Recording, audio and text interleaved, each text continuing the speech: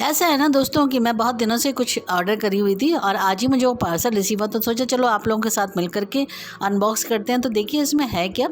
अरे यार, इनकी पैकिंग जो होती है ना अमेज़ॉन की, इतनी ज़बरदस्त होती है ना कि मज़ा आ जाता है बस इसको खोलने में ही।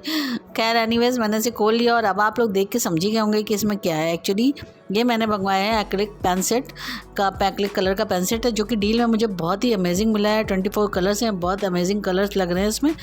तो इसका लिंक अगर आप लोग को चाहिए होगा तो कमेंट्स करिएगा, मैं आपको प्रोवाइड कर दूँगी। और बस मैंने इसको मंगवाया और इसे जो आर्ट बनाऊँगी वो भी आप लोगों से शेयर करूँगी। तो चैनल पे बने रहिएगा और चैनल को सब्सक्राइब कर लीजिए। अच्छा लगे तो thank you for watching guys, thank you.